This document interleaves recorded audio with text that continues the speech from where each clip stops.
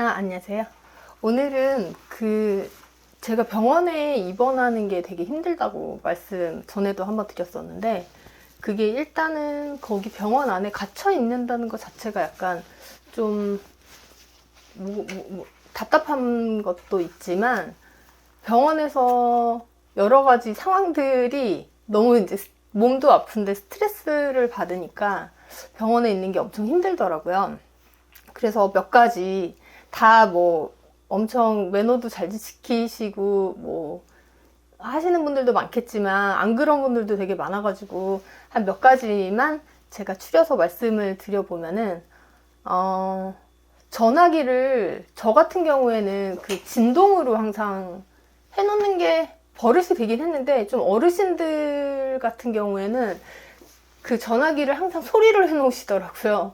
그래서 이 진동벨이 엄청 크게 울리는 이런 게 되게 많거든요. 그리고 그 진동이 아니고 벨소리로 울렸는데 또 전화 통화를 엄청 크게 하세요. 거기가 이제 보통 제가 4인실 아니면 5인실 이런데 가게 되는데, 그게 제가 선택할 수 있는 건지 아닌지 모르겠지만 일단 배정을 받은 데는 저는 4인실 아니면 5인실이었었거든요. 근데 그러면은 전화 벨소리도 너무 스트레스 받는데, 전화를 엄청 큰 소리로 하셔가지고 그거를 이제 통화를 보통 짧게 하시는 건 아니잖아요. 용건만 간단히 하시는 거 아니고 30분에서 1시간 동안 이렇게 하시면 엄청 스트레스 받거든요. 그래서 그런 거 웬만하면 전화 통화는 밖에서 하시는 게 좋지 않을까. 그렇게 오래 하실 거면. 저 같은 경우 그래가지고 그 전에도 동영상 보면 제가 이렇게 메모해가지고 이렇게 드렸잖아요. 그게 말소리가 옆에 들리면은 사람들이 아파서 병원에 입원해 있으니까 예민해져 있는데, 또 옆에서 주저리 떠들면은 싫어하실까봐 저는 그냥 메모로 해가지고 그때도 동영상 찍고 그랬었는데, 그런 거 생각하면은 좀 주의해 주셨으면 좋겠고, 그 다음에 또 보호자가 이제 수술 전에 계신 분은 수술 전날이랑 수술날이랑 그 다음에 그 다음날 3일 정도는 간호병동이라도 보호자가 상주할 수 있는 걸로 알고 있어요. 그러니까 보호자분이 같이 계시면 아파서 그냥 이렇게 해주시는 거는 알겠는데, 그것까지는 알겠는데, 그 집안에 시댁, 누구 조카, 누구 남편부터 시작해갖고 그 집안의 그 모든 히스토리를 하루 종일 말씀하세요. 그럼 바로 옆에 계시면은 그게 화나는, 뒷담화를 한다는 게 화나는 일도 있을 거고, 아니면 자식 자랑도 있을 거고 한데, 이렇게 언성이 높아지시잖아요. 그럼 그게 너무 스트레스 받더라고요. 사실 저는 그래서 말씀을 드린 적도 되게 많긴 하거든요. 좀 조용히 좀 해달라고. 그래서 좀 예의가 아닌 것 같긴 한데, 왜냐면 또 저보다 연세 많으시잖아요. 근데 그렇게 말씀을 드리곤 하는데, 그것도 좀 약간 병원에서 불편한 것 같고, 그 다음에 어떤 분들은 또 제가 웬만하면 이렇게 누워서 핸드폰 하거나 아니면 보거나 노트북 하거나 이러는데, 그 모습이 흉하잖아요. 모자 쓰고 있고, 솔직히 화장을 한 것도 아니고, 병시로 대충 이렇게 입고 있고 하는데, 커튼을 제가 항상 꼭 닫아 놓는데 간호사들이 조금씩 열어놓을 때가 있어요. 그럼 그 사이로 꼭 보고 가시는 분들이 계세요. 이렇게 빼꼼히 보고 가시거나, 아니면 심한 경우에는 어떤 분은 커튼을 이렇게 열어보세요. 그래서 제가 왜 그러세요? 그래서 너무 놀라가지고 왜 그러세요? 그런데 아니라고 이러면서 가시는데 너무 어이가 없는 거예요.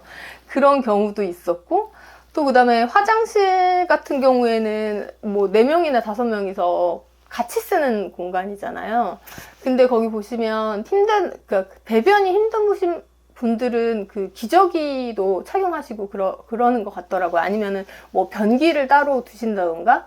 근데 그런 거를 공동 화장실에다가 그 변기 위에다 기저귀 올려놓으시고, 그러면 저 같은 경우에는 이제 약간 제가 별난 건지 모르겠지만 비위가 약해서 밥도 잘 못 먹는데 화장실에 딱 갔더니 기저귀 사용했었던 게 올려져 있어. 그 진짜 갑자기 그때부터 막 속이 더 안 좋아지면서 밥맛이 더 없거든요. 그런 거는 좀 본인 거는 본인이 좀 이렇게 수거를 하시던지 아니면 쓰레기통에 좀 버리시던지 그랬으면 좋겠고, 그 다음에 이거는 간호사 선생님들이 간호병동이니까 이제 많이 배려를 해주시잖아요. 이제 보호자처럼 옆에서 챙겨주시잖아요. 근데 그거를 정말 무슨 종 부리듯이 눌러가지고 그 호출 버튼 있잖아요. 그거 눌러가지고 가방에 뭐 있는 거 좀 꺼내달라. 뭐 핸드폰 나 이거 어떻게 하는지 모르겠는데 이거 좀 해달라. 아니면 뭐 진동으로 이거 바꾸라는데 진동으로 바꿔달라. 뭐 별의별 거 물 떠라고 하시는 분들도 있더라고요. 물 좀 떠달라. 물 떠다 드렸더니 또 나중에는 이거 이렇게 말고 뭐 반 컵만 떠달라, 한 컵 가득 떠달라, 막 이런 식으로. 그거는 제가 잘 몰라서 그런지 모르겠지만 간호사 선생님들이 꼭 해야 될 일인가? 그런 생각이 약간 들었어요. 그리고 뭐 가방에서 뭐 찾아달라? 이런 거는 진짜 좀 아니지 않나 싶은 생각이 들어서 그 말씀드리고, 그 다음에 에어컨 제가 진짜 말씀드렸는데, 에어컨이, 그러니까 그럴 수 있어요. 열이 많으신 분들도 있고, 또 저 같은 경우에 추위를 많이 타는 스타일이기도 한데, 일단 몸이 아프잖아요. 아프면은 그러니까 추우면은 감기들 가능성이 많잖아요. 아무래도 면역력이 떨어져 있으니까. 그래서 제가 마지막에 코로나 걸렸었던 것도, 그날 제가 밤에 그 에어컨을 꺼놨어요. 추운 날씨였어요. 왜냐면 비 오고 막 이런 날씨여서, 바람 불고 추운 날씨여서 에어컨을 꺼놨는데, 새벽에 누군가가 그거를 엄청 낮게 해놓으신 거예요.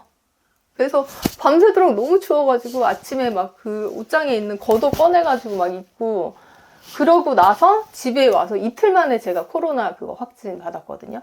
근데 뭐 코로나 감염이 돼서 그럴 수도 있고 뭐 하지만, 그런 거는 좀 기본 적정 온도 있잖아요. 보통 맞춰놓은 거, 뭐 여름에도 몇 도로 맞춰놔라. 이런 거는 좀 지켜주셨으면 좋겠어요. 그래서 이런 것 때문에, 그러니까 병원에서 스트레스를 너무 많이 받아서 제가 진짜 못 돼가지고 말씀을 드리거든요.